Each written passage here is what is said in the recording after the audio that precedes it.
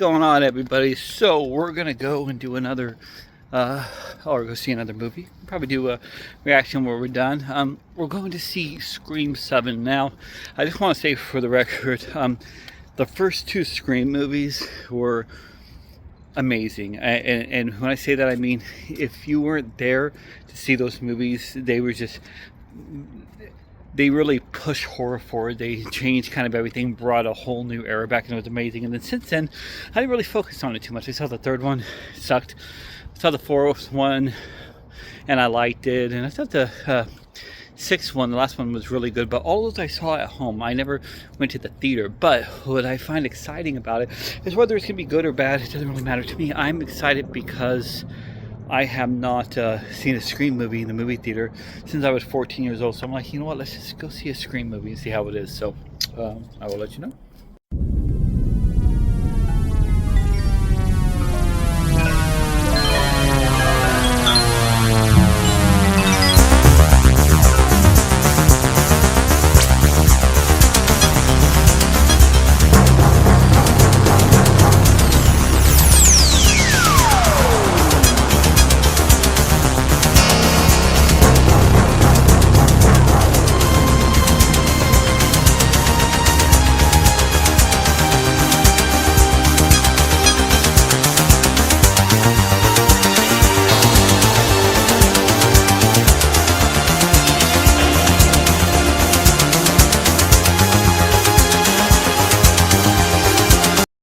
Weeks later. So usually I'll do a longer video while I'm sitting here, but we're going to do a video on the go right here as I'm going to the car. So finishing the movie, I'm not going to ruin it or spoil it for any of you guys.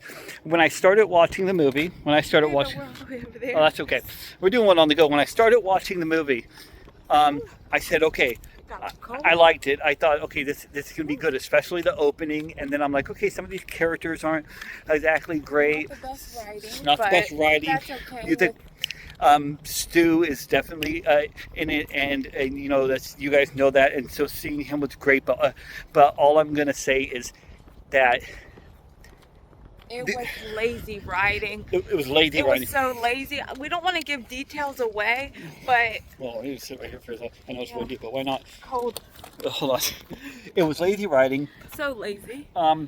And I can't say anything to give the movie away, but the ending is what absolutely ruins it. There was many ways they could have done the ending, and I can't tell you what it is. They could have did it the way I wanted to, and it would have been perfect, or they could have made it make sense, but I'm just going to tell you it doesn't make sense. And I really wanted to like this movie. We really did. Really wanted to. I liked Silent Hill and everything, but at the end of the day, I didn't like it at all. I'm going to go ahead and give it maybe a 3 out of 10, maybe. And that's for some interesting kills and Neve Campbell, and also seeing my boy Matthew in it. He's great, but the movie is terrible. What do you go? A -1. -1. I'm being nicer with the 3. She's going to be nice with the generous. 1. So here we are outside of the Cinemark saying no, but what are the next movies we're seeing? We're going to see The Bride? TMNT 2, yeah. And then there was another scary movie. Oh God, what was it? Scary movie. No, it wasn't. It was Mortal Kombat. Mortal Kombat, scary movie. Mario Galaxy, the Michael. So we got a lot of good ones coming. But as for this one, I'm going to tell you guys, definitely wait till it's streaming for free, and then even then, don't have your expectations too high. All right. Thank you guys so very much, and as always, until next time. Yeah. Until next time. Okay, guys, so now that you watched our really quick walking out of the theater reaction, this is the spoiler part of this review. Mm-hmm. So if you have not seen the movie and you want to see the movie and you don't want it ruined for you, then go ahead and step away. Please exit now. Yep, but if not and you want to step in, we're going to start talking. I'm going to let my wife take over a lot of the movie because honestly it's just mentally exhausting. We're sitting in here watching Scream 5 and I'm just thinking to myself how badly they fucked up this entire movie.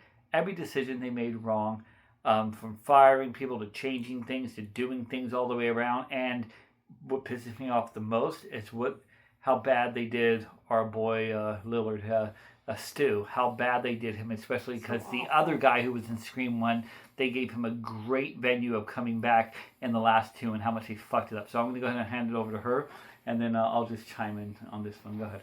Yeah. All right. So I basically am so happy doing this is because number one, I do not want people to waste their hard-earned money on this fucking atrocity. It's fucking terrible. Basically, the beginning of the movie starts out with this couple, and they go to the original murder house where everything happened at Sydney's house, where everybody got killed, got sliced up in the first movie. And right off the bat, it's already annoying because I get what they were trying to do. They were making fun of people who are obsessed with serial killers, and I am not about that. And like the boyfriend's like, oh babe, look at this, and look at this, and they're just walking all around, and I feel like that was so lazy, and it was so brief, because that's the only part of the movie where it even shows the original murder house. It would have made sense, I'll get into it later, if they would have said, because the one part of the scene in the movie, this is later in the movie, I'll jump back, home is where the heart is. Wouldn't it make sense for her to go back to her teenage house that she grew up in? I'll interject for 1 second. So Yeah. the only part of the movie that I thought was decent was the opening. Now, and the reason I say that is because these movies are known as being very meta, right? So the whole thing about it is, if you were there back in the days when Scream came out and it started, it was a resurgence of horror, basically from the 80s going through the 90s. It started dying out a bit. There wasn't much. We got Wishmaster, it popped out, and suddenly Scream came out, and it was this huge thing. But they started doing a thing where they were meta about it. They had movies within the movies and talking about horror movies and this and that. So part of that was like in the opening of this movie was kind of like Stab, where like when they show it in the second movie or the third movie, and all these people who were obsessed with Stab, the true story of the Sidney Prescott story, and it was these people going to a house who were obsessed with it, of course, and realistically in real life, in the movie it's like, okay, I get it, because it seems like a narrative, so it felt like a Scream movie. And the guy who wrote the movie was the one who wrote 1, 2, and 4, I believe. But he also went ahead and directed and wrote it, so it seemed like they could have had something going there in the beginning. I was like, okay, it seemed hopeful. I did like it in the beginning, but anyways, I'm going to go ahead and hand off to the atrocity downfall of the rest of the movie. Go ahead. It flashes to, I guess now, Sydney's daughter, Tatum. She's coming downstairs. She went upstairs to the attic, put on her mother's leather jacket. Sydney's back. Nevi's back. She's mad at her because she didn't ask her if she could wear her leather jacket that was in the attic, and that was one from what? The second one? First and second one. The first and the second one, where she went through all her trauma and how it all got started. So she goes upstairs, puts it back, and it was just so fucking cheesy how, then she puts her headphones in, and it's playing all this corny fucking music, and then it's like her just walking around. Then her friends pop up, and there's no character development with her friends. Like, it's nothing like the original where you feel for these characters. Like, they're literally just walking, and they're laughing, and then the one girl that's actually supposed to be like Tatum, even though her daughter's name is Tatum, which is so confusing. Her friend, she's wearing a crop top, she's wearing like slut attire.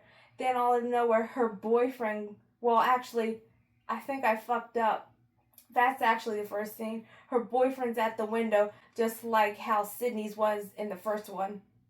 So basically, this movie, they're riding on your nostalgia. So the opening, the same thing as Billy Loomis coming through the window. Same kind of statements. He said, I just got done watching The Exorcist and it made me think of you. He says, I got done watching so-and-so movie and it made me think of you. Big issue right off the bat. The writing's hokey. The characters aren't good. There's no charisma. The script is sucking. You don't care for anybody. So I literally didn't care for anybody. Any of these characters could have died, and I wouldn't have even flinched or moved. You wanted them to. You wanted them to die just so you could have been entertained by the movie. So everybody surrounding the characters were wrong. The person who was playing Sidney Prescott's daughter, the way the writing was done, it didn't feel connected very well. Neve Campbell did a great job. She was fantastic in it. Everything, it didn't go well how they were doing this. So it was already kind of hokey and you didn't care. There were some decent kills and there were some gore scenes. that you see in there, but they also seemed out of place for the movie because even when they happened, you didn't really care so much. So it seemed like they were trying to do a lot of nostalgia, which is fine. I like nostalgia, but they did it with bad writing and bad characters. But I was still along for the ride. I said, okay, I'm going to take this in and see what this is going to be. But I knew something was up. Something was going on with this movie and I felt like it wasn't going to go in the right direction. But what the saddest part of this movie, I think, ultimately was, other than the character sucking and everything else not being good, is two things. One, once you get through all the bullshit of the movie and all the characters you don't care about dying and all the bullshit, you end up with an ending reveal, and you end up finding out the stuff about Stu. Now, the whole reason they publicized this movie, the way that they did it to bring people in, is saying Stu is back, Stu is back. We're like, yay, our hero's back. The guy we're waiting for that we want to see again. The guy who people talk shit about, like Quentin Tarantino's dumbass. All of a sudden, we want to see him back. And what they basically did was they didn't bring him back. Okay, and when I feel bad for him. I know he wanted to come back to Scream, but they ruined it entirely. It was terrible. So basically, he ends up popping up in the weirdest way, where she gets a call and then he suddenly pops up on the computer and he's talking, and he did a good job. I love him. And he's never actually there in the movie. So Never. yeah, he's never there. In fact, I don't even think he was on the set when they filmed this. I think that Kevin Williamson just sent him a script and he just stood in front of a green screen somewhere and just filmed some lines and they sent it in. They didn't give him any room to grow or to do anything. And the worst part about it was he wasn't even a fucking killer, because he was dead the whole fucking time. And it was terrible that they did that, because they did the same thing with the Billy Loomis, but he was like the ghost because he had a daughter and she was tormented. She's on psychotic meds. It was her psyche. Yeah. It made sense because it was like, we know he's not actually there. Yes. But he was on the set but with her. But he was actually on the set. It actually was him acting, not him on a phone camera. No, on a video call. No, they did him wrong. They did him took so his wrong. talent. They could have done anything. They could have had him come back for this or come back for that. They could have had him do a million things where he was on set acting crazy, acting fun and cool, and it was great. Whenever I saw him, I loved it. I loved seeing him for the brief moments I got to see him, but I also thought to myself, wow, they really had him try to make him... They didn't give him the opportunity to actually perform and do anything like that, because he's not a killer, because they decided to make this movie about deep faking AI, where these killers are basically like, hey, I'm going to record myself on a green screen and change my face to try to fuck with Sydney and everything like that to mess with her. So in the end, he was always dead. And in the end, if I were to count, I guarantee you he had no more than maybe 2 minutes of screen time in a 2-hour movie, which was fucking... It didn't even need to be 2 hours. No, it shouldn't have been. It should have been an hour with that shitty plot that they had going on. Yeah, it just was dragging, and it was like... It was terrible. It was just so awful. The boyfriend... I mean, let's be real. With all Scream movies, they never want you to like the girl's boyfriend. They never do. But yeah, it just seemed like it was just so rushed, and it was so aggravating, and it's so sad that they did that to Matthew, because it's like, it was such false advertising too. It's like, oh my God, I'm back, and they just brought me back. It would have made more sense if they just made one of the friends psyche slipping, and they felt like they were actually talking to him, but it was their psyche, but he actually was on set, kind of like how they did Billy. Yeah, or they could even made the daughter, City Princess' daughter, have trauma issues, and she was researching all the stuff with her mom, and she got obsessed with it, and she was seeing him. They could have done there's a million things they could have done, and I called it right from the beginning. So basically, not that he wasn't great, because he was, but they didn't give him the opportunity to shine. It made no sense. It was awful, and he wasn't actually a killer, and he is barely even in the movie. So if you're hoping that he's going to be in the movie, he's not, barely. No. He's just there for a little bit. But so basically what you have is a movie of people running around trying to figure out who the killers are. They're going around doing their thing in the most hokey ways. All the characters you don't care about start dying off. There's a couple of cool gore scenes. That's about it. Stu's not even in the movie. It's some kind of fake AI bullshit. I mean, that deep fake bullshit where they talk about AI or some shit. If It's so it stupid, was hokey. and it was so doesn't bad. even make any sense because okay, the first Ghostface was actually the guy that escaped from the side, like the institution. Yeah, yeah. That was friends with the guy that worked at the institution. Yeah. Who was dating Sydney's neighbor, who was also dating the guy from the institution. Yeah. That worked there. Not the guy that was in it, but worked there, and that's how they met. Yeah, and this is the first guy who dies off, and then suddenly there's new ghost faces. So I'm thinking there's at the three. Yeah, there's three of them, and I'm thinking at the end, okay, maybe Stu will really be there. But even if Stu isn't there, if he is dead, just use him in the right way, like they did Billy Loomis. Do something interesting. They didn't do any of that. They just basically did shit. They didn't want to give him the proper pay. I don't think they did a good homage to him. It sucks. But the worst part about it is you get to the build up and you're kind of like, okay, this isn't good, but let me get to the end and see what it's going to be. So first you find out that it's just a deep fake and it's not really him. 1. 2, you can clearly see he recorded this at home where he just came to a studio really quick. They put up a camera. He said a few lines. He was probably done in fucking 5 hours, if even. He might have been done in an hour, to be honest with you.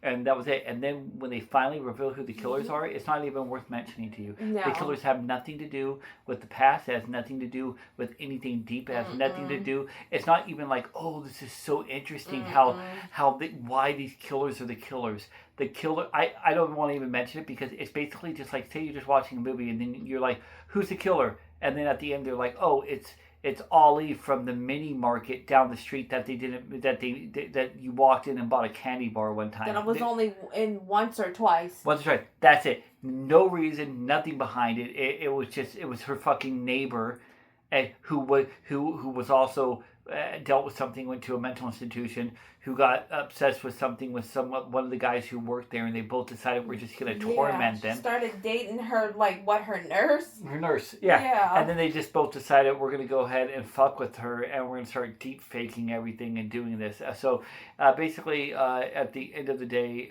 it's the worst. I would say the worst screen movie. I thought the third one was the worst one. But this is the worst one. The only reason I would give it a little bit of the edge is because I got to see Matthew Lillard for a moment, and I love him. But the movie's terrible. I have no inclination to want to watch it again. Do you? No. Yeah. I want to add one thing. You go ahead. Yeah. See? Okay. They totally completely forgot to connect this, and it didn't make any fucking sense at all. Tatum's, people are going to get confused because Tatum from the first movie. Sydney's daughter, Tatum's boyfriend was also making AI videos of fucking Stu. And then she found out about it. And she was like, oh my God, what are you doing? He was like, oh, I just wanted to do all this. And they never connected that. Like, if he never was a Ghostface. There was only 3. He never was in a Ghostface costume. So Usually they make the boyfriend Ghostface. Yeah. Or, he's involved in it. It didn't make any sense. There's no connection. There's no explanation why he was even doing it. He was just doing it to fuck around, is pretty much. That's it. And it was really stupid because, and also, too, for Tatum, it didn't make sense because she's nothing like her mother. The writers did not make her anything like her mother. Now, if it were her mother, she would have stopped, looked, and listened, and would have been like, he's fucking creepy. Get the fuck away from me. She would have got his ass locked up, just like she did, like her mother did Billy. But no, she literally is like, okay, babe, I forgive you. And then here comes Ghostface popping up and drags his ass out the fucking car, stabs him, and she's like, ah! And then she pushes Ghostface into her mother's fucking coffee shop. It's like, okay, first of all, y'all gonna have to pay for that. Why would you do that? And also, that's the only time she gets in fight mode is when her boyfriend is being attacked. She acts like a fucking bitch. It was, guys. Yeah, so I hope you enjoyed hearing it from us. You can let us know what you thought of the movie. Maybe you agreed or you disagreed. This is the first bad one we've seen out of the last 5 that we've seen. Of the year. But we got a lot more coming, including Teenage Mutant Ninja Turtles 2 is being re-released in the theaters, so we're going to go see that. And we know we're going to like that. Because I haven't seen it since I was a kid, and we got Michael coming, and we got Mario Galaxies coming, and we got Mortal Kombat 2 coming. A lot of really, really great movies. So it's okay to go see 1 or 2 bad movies. But anyways, guys, we appreciate you. Hope you have a good day. And as always, my friends, see you next time. Next time. Yep. Do you want to say anything? Camera's falling. Okay, that's it. She's just shocked. Okay.